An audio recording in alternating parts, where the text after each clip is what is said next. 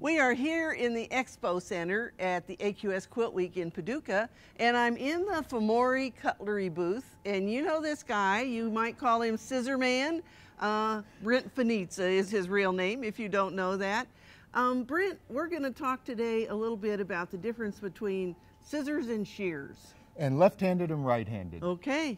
Do you know the difference between a scissor and a shear? Probably not. Do you know the difference between a left-handed and a right-handed? Oh yes, I do know that. I have one of each. Well, a scissor is anything 6 inches and below, and then a shear is anything above 6 inches. So your 8-inch fabric shear is a shear. You very rarely hear them being called as a fabric scissor. It's a fabric shear, and that's the traditional 8, 9, 10-inch, 12-inch kind of scissor.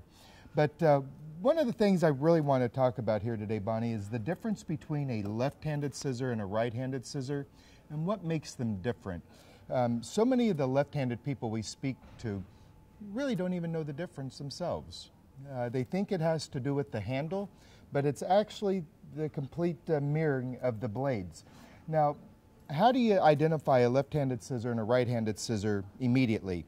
All you have to do is open the blade up. If that outside blade or the right blade comes up, it's a right-handed scissor.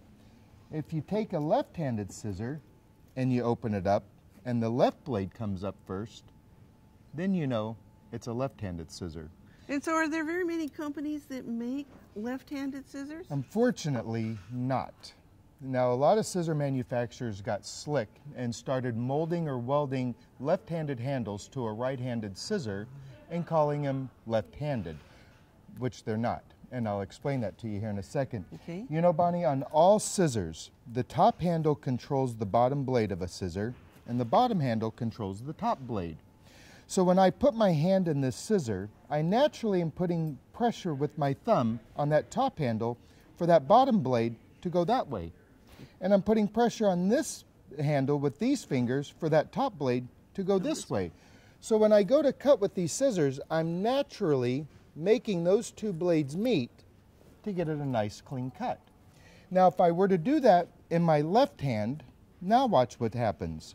Now I'm putting pressure with my thumb for this blade to go that way, and I'm putting pressure with these fingers here on that handle for that blade to go that way. So you're separating them. So now what's going to happen is they're just going to fold. Sure.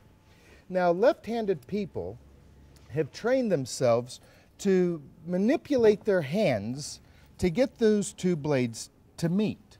But when you talk to left-handed people, when they use a scissor for a long period of time, it really starts to hurt them right there. Sure.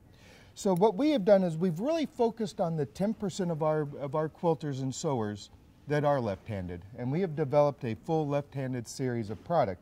But let me show you the reason why it is so important to use the right tool.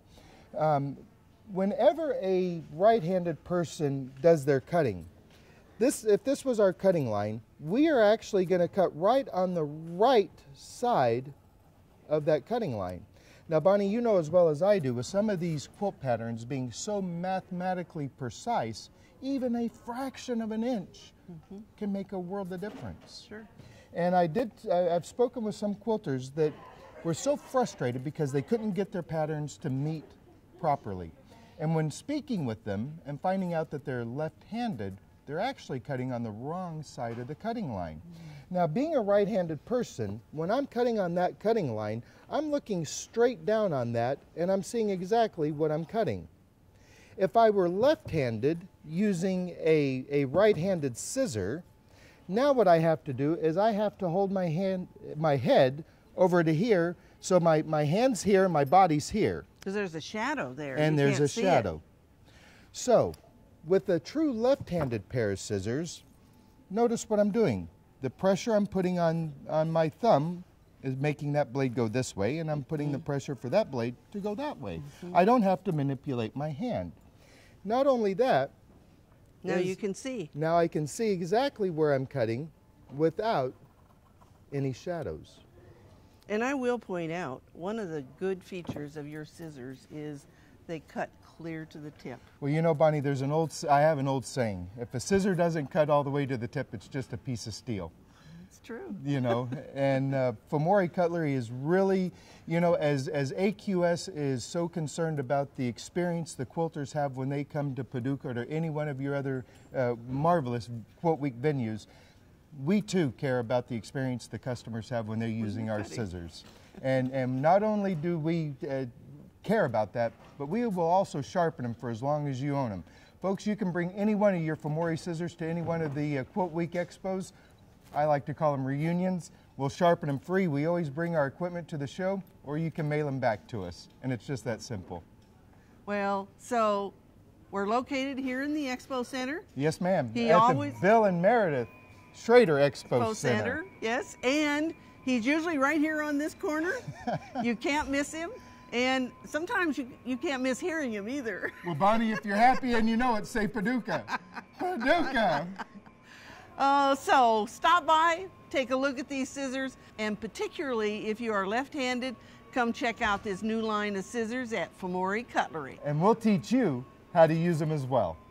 So I know you make shears and you make left-handed scissors. What other kind of scissors do you make? Underhanded scissors. And exactly what is that? Oh, those are for politicians.